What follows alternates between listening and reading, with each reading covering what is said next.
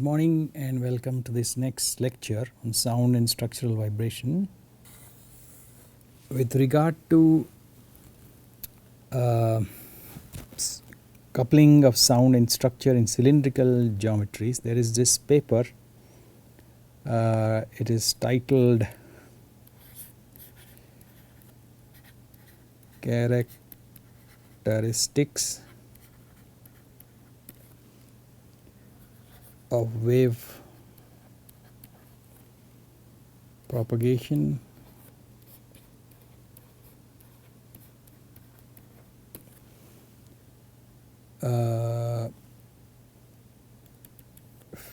and so forth, filled with fluid.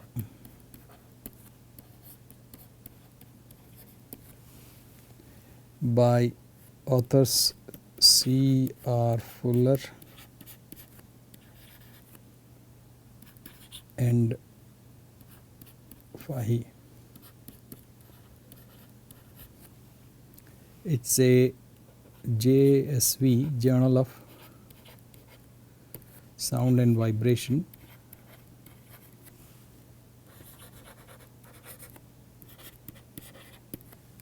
Paper from 1982, volume 81, part 4, pages 501 to 518.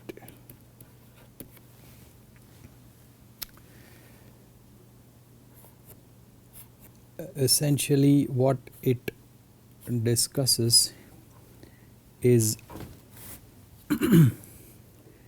a cylindrical shell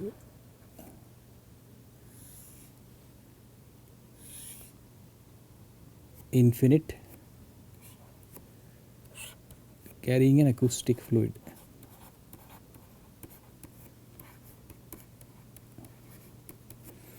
Okay.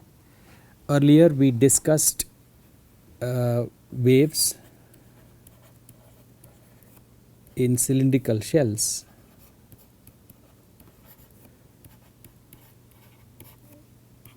Okay. Placed in vacuum, not in contact with fluids. Now this cylindrical shell vibrates in all its modes and inside it carries an acoustic fluid. So very similar to the structural acoustic waveguide, the geometry is cylindrical here. Okay. So the object is to study the coupling. So now the fluid carries a transcendental term. Fluid description carries a transcendental term like a Bessel function. Okay. And therefore the number of waves becomes suddenly infinite, whereas the in vacuo shell had 8 waves. Okay, for the in vacuo shell. Now you have an infinity of waves for fluid filled shell.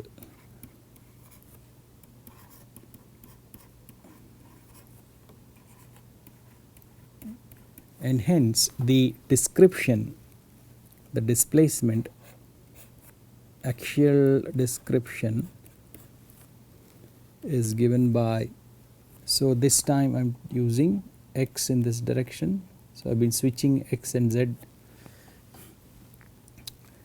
X theta t is summation over s going from 0 to infinity, summation over n going from 0 to infinity, u tilde n s cos n theta e to the power I omega t minus k n s x plus pi by 2, then v x comma theta comma t is equal to summation s again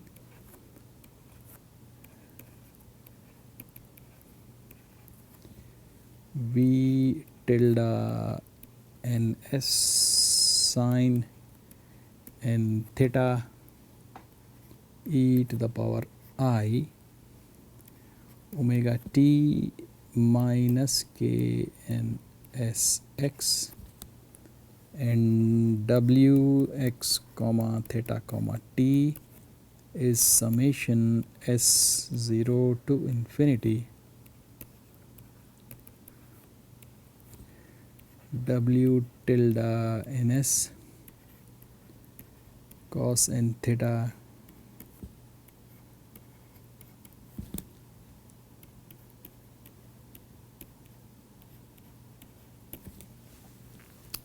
this is the displacement of the shell. Then we have a descriptor for interior pressure. We have pressure x theta and radius and time given by summation s0 to infinity n0 to infinity p tilde ns cos n theta jn k r s r e to the power I omega t minus k n s x. So this describes the theta behavior, this describes the radial behavior, this describes the axial behavior, and this is the time term. Okay. Now again at the wall, at the shell wall,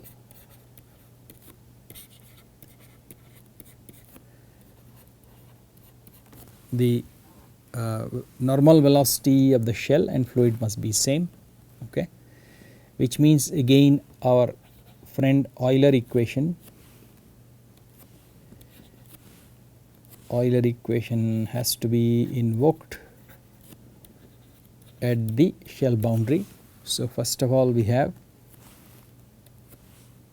del P by del R is equal to the double sum on S and N KRS P tilde NS cos n theta Jn dash KRSR. Jn is the Bessel function, cylindrical first kind of order n. Then e to the power of I and this propagator, okay, that is equal to minus rho del 2w del t square. So that's given by minus j omega rho into a j omega double sum on S and N w tilde ns cos n theta e to the power I in the propagator. Okay. So if we equate these two and realize that the coupling is first of all n based, okay, and then wave number based. So we will have K R S P tilde N S J N dash K R S at A. Okay, this has to be at R equal to A. Okay, that is equal to, so the j square takes out the minus and I have omega square rho and w tilde ns, or I have p tilde ns in terms of wns. KRS JN dash KRSA into W tilde NS. This is fluid density. Okay. And therefore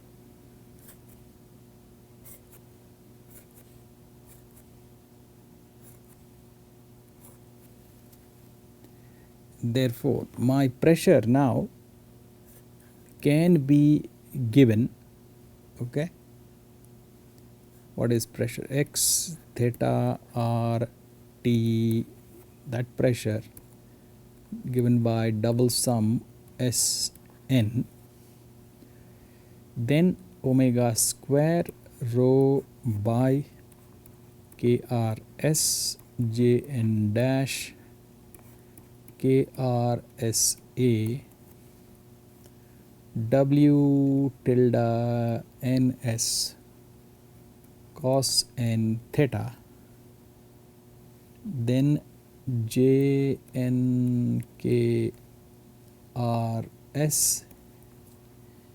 into A, okay, e to the power the propagator.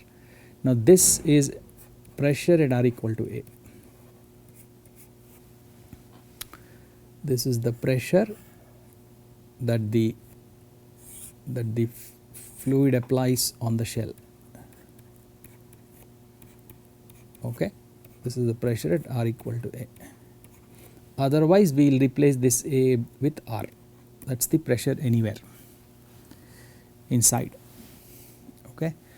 Now if you recall the shell equations, okay, the shell equations we wrote in terms of the matrix, shell equations in the matrix form. So we had a 3 by 3 matrix and the amplitude U tilde NS V tilde NS W tilde NS. Okay. Now here we have a pressure acting on the shell in the normal direction. So this will be a pressure coming in. There will be a pressure coming in, but this pressure is in terms of W tilde NS. That's what we found. This pressure amplitude can be given in terms of W tilde NS. So one extra term as a coefficient of WNS will enter the 3 by 3 element of the matrix. Okay. So the 3 by 3 element originally was L33. Now I get L33 minus a fluid loading term that is of this form. Okay. And that whole set was non-dimensional. So I'll just give you this FL term, fluid loading term is omega square non-dimensional frequency rho by rho structure, then thickness of shell, radius of shell inverse, then the wave number radial inverse, okay, then JNKRSA by JN dash KRSA. Okay, so this term will be modified. Then again the right hand side has zeros because this pressure term in terms of W tilde NS has come here. So this right side will become 0. And for non-trivial solutions of U tilde, V tilde and W tilde, the determinant again of this matrix must be set to 0. Okay. But this time you will have an infinity of solutions for K NS, infinity of solutions.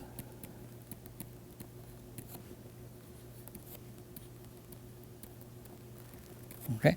So, there will be original shell related waves,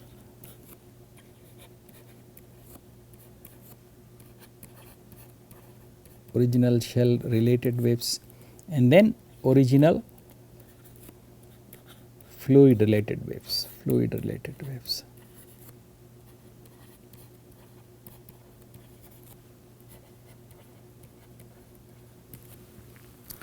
Now, I would like to remind you here that we have analyzed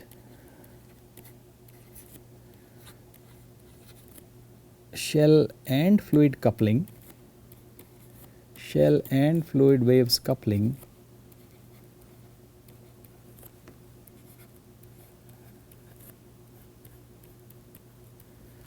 using uncoupled waves.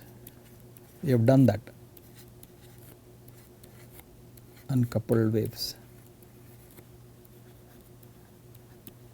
Okay, in the earlier classes we have just done that. Now, we said that this helps in understanding, okay, helps in understanding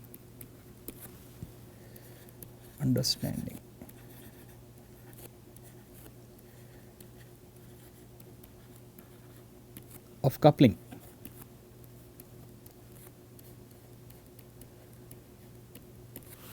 However, in actuality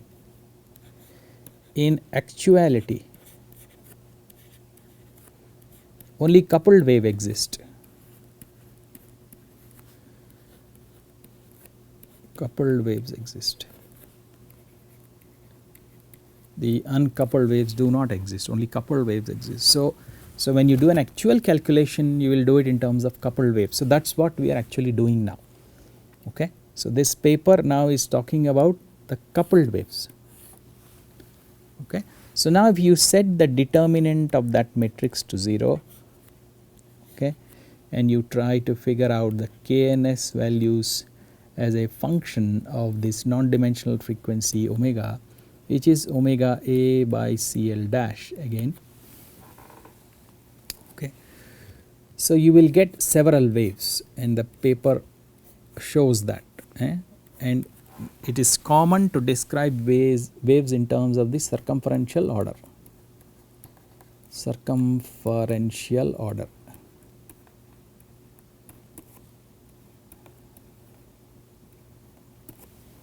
Okay. So now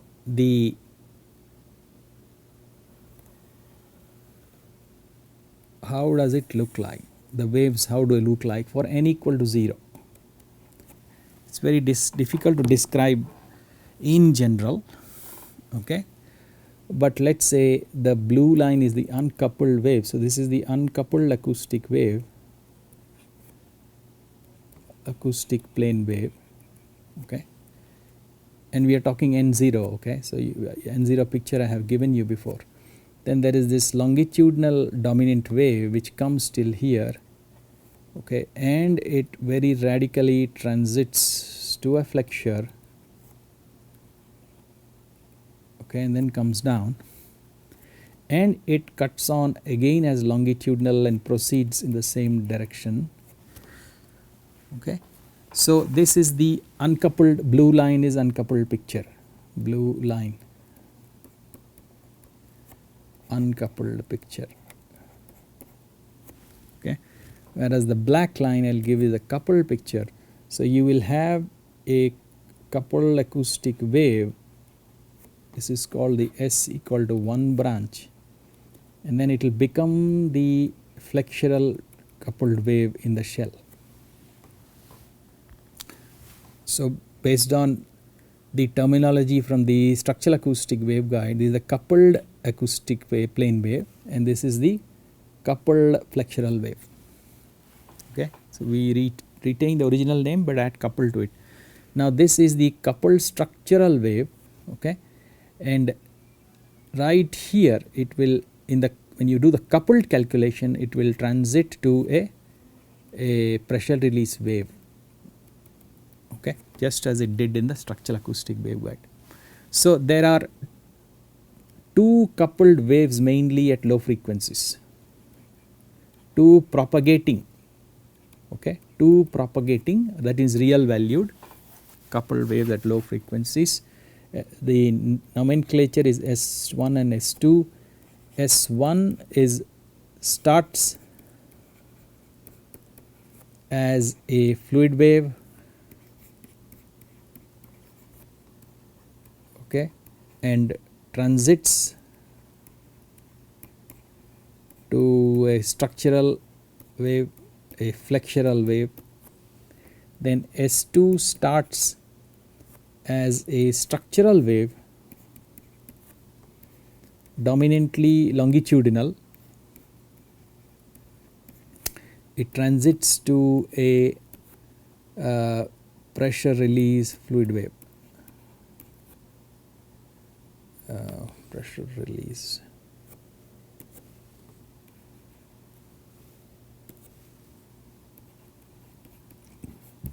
Fluid wave.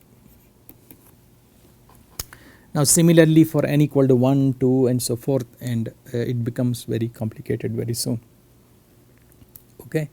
In addition to this, there are an infinity of imaginary waves, okay, due to the fluid below their cut-ons, and they start cutting on, and then there is a lot of detail. So this is the ring frequency approximately. Okay. So now what the authors do, so I am going to keep it just sketchy. Okay. So what the authors do is they compute sound power in the contained fluid.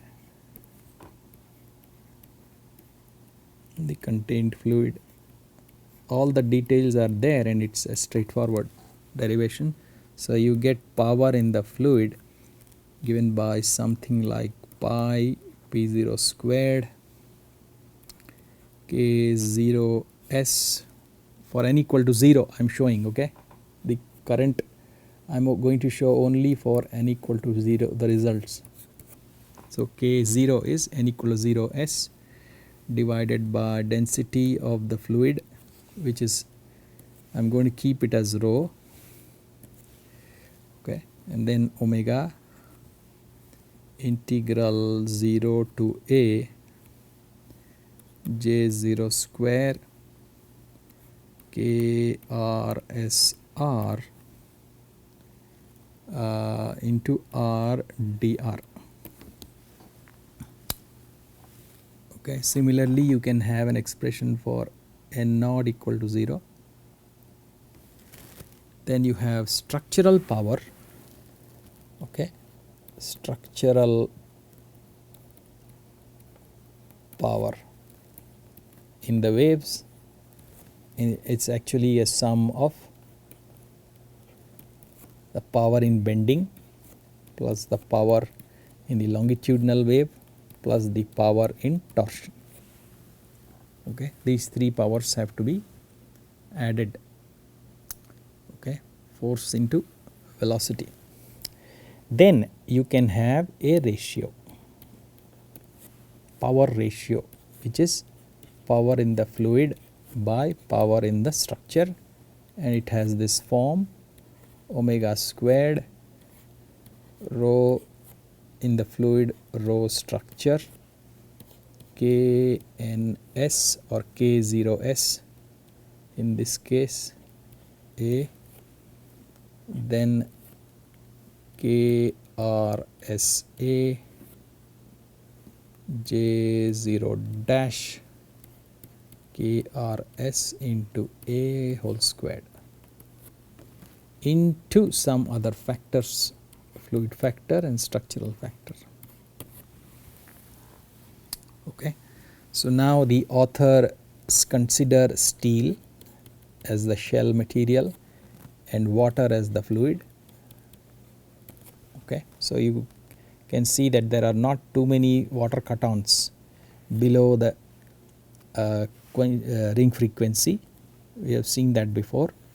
So I am going to show you this ER picture, okay.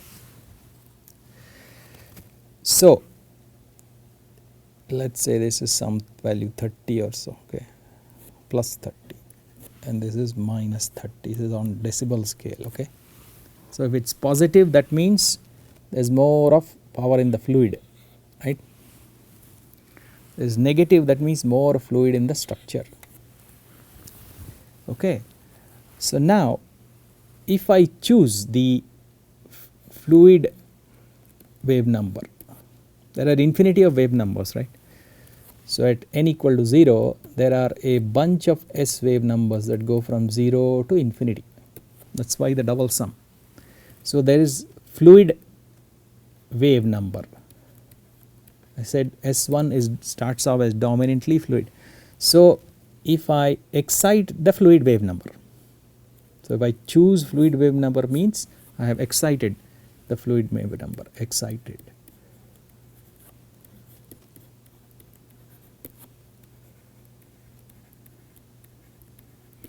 Then what happens? I look at this ratio ER, then I find that it's like this. The ER goes like this.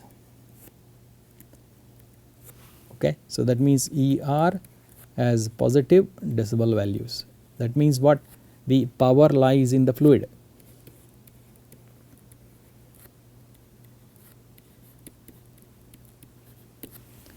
So if I manage to excite the fluid wave, okay, then the power remains in the fluid.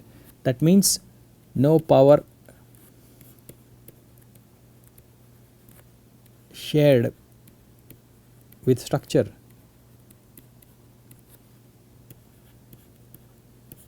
It means no coupling,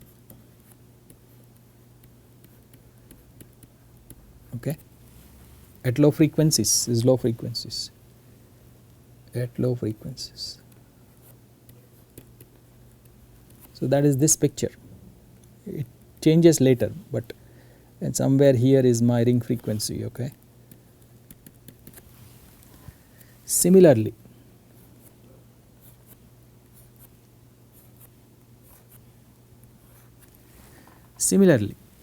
at low frequencies, if we choose the structural wave number, that is S equal to 2 branch, the value related to S equal to 2, okay, and again look at ER, then it behaves like this.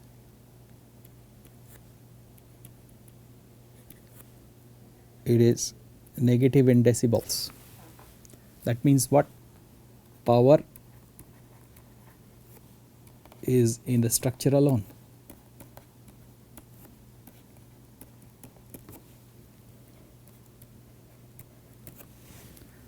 So if I excite structural wave number at low frequency, then power remains in the structure.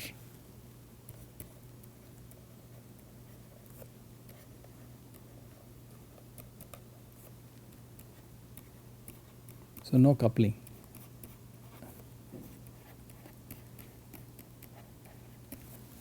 Okay, so that's at low frequency. Okay, now so what happens at other, what happens further? Okay, so let us make some bullet points. So at low frequencies,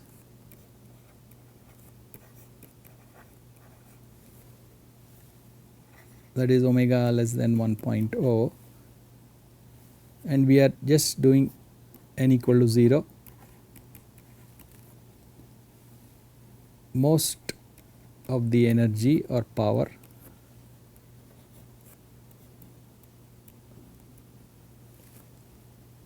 is either in shell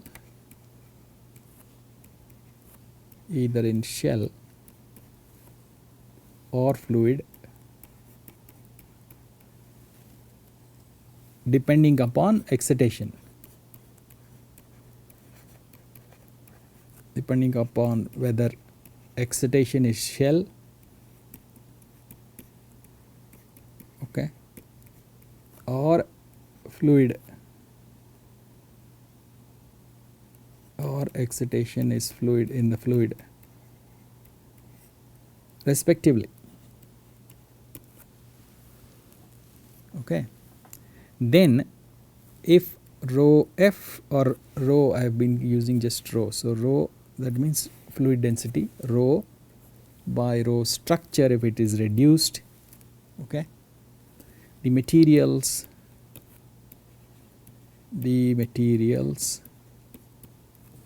are different, or rather their impedances are different. If energy or power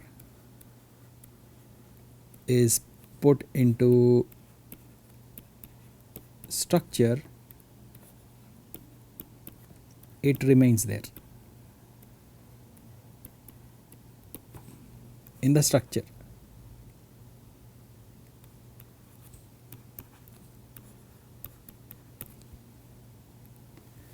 Okay.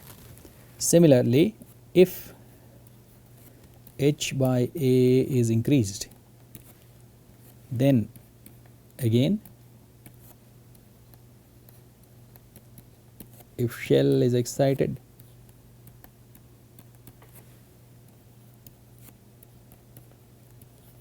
power remains in shell, no coupling.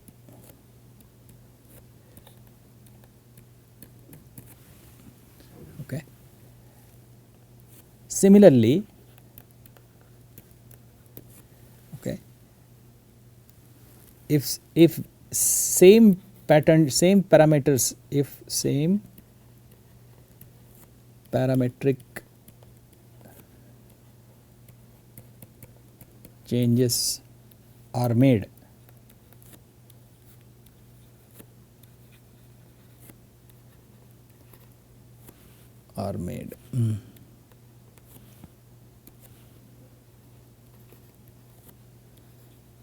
and fluid is excited,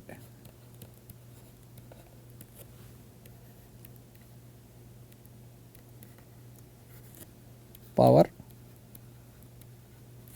remains in fluid, again no coupling.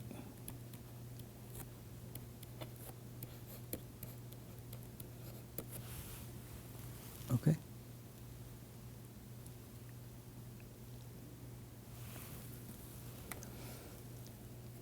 Now when higher order fluid cut on, when higher order fluid waves cut on, which happens when higher order fluid waves cut on,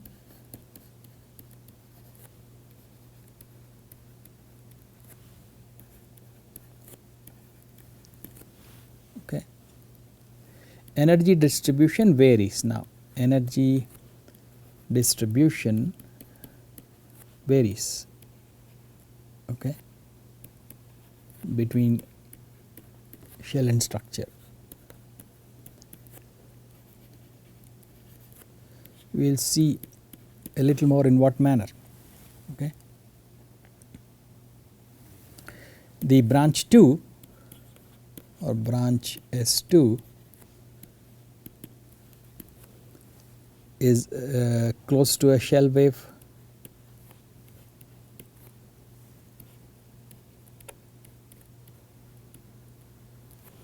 at low frequency,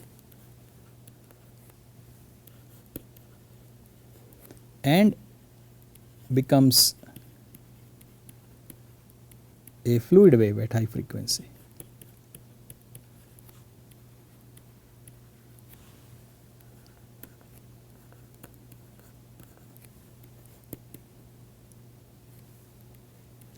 Okay. So the energy ratio changes sharply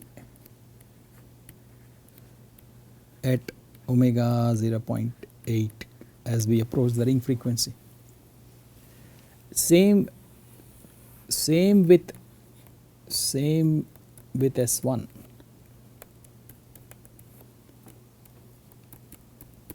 It is a fluid wave at low frequency,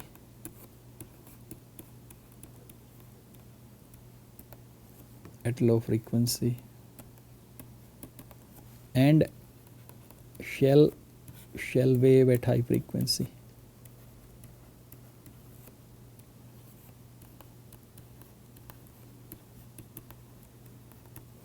And sharply changes.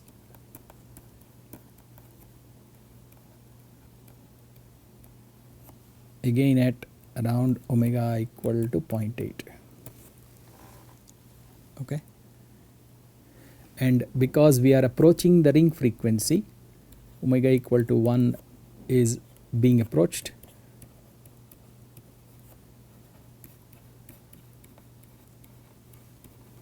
Both shell and fluid resonate. Shell and fluid show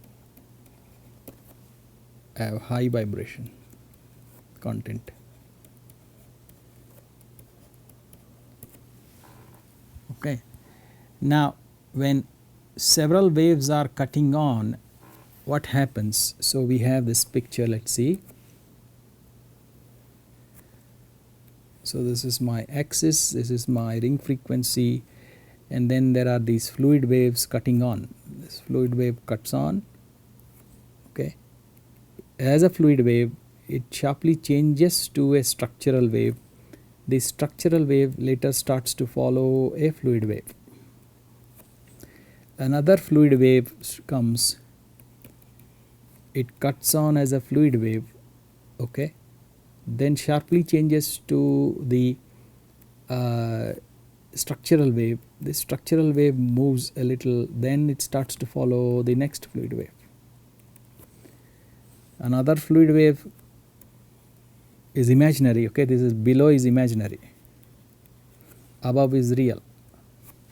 So the fluid wave comes as an imaginary value yet to cut on, it cuts on, becomes real, comes in, and then changes quickly to a structural wave, and then this structural wave starts to follow the next fluid wave.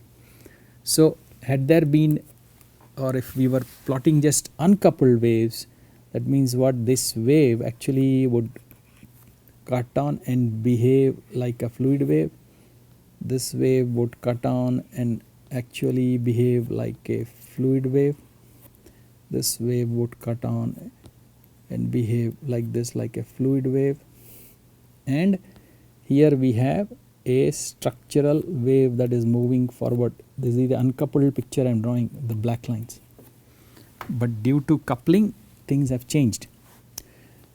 So now if I excite near a structural wave, so if I excite this part here, pump energy into this wave, then the energy will remain in the structure.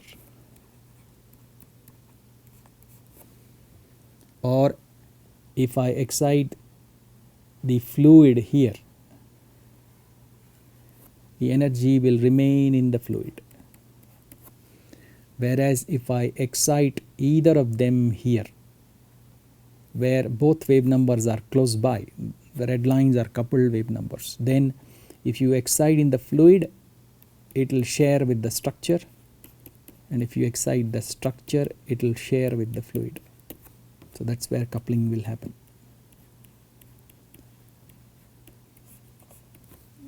Okay. So that's the story of shell and fluid coupling. I'll close the lecture here. Thank you.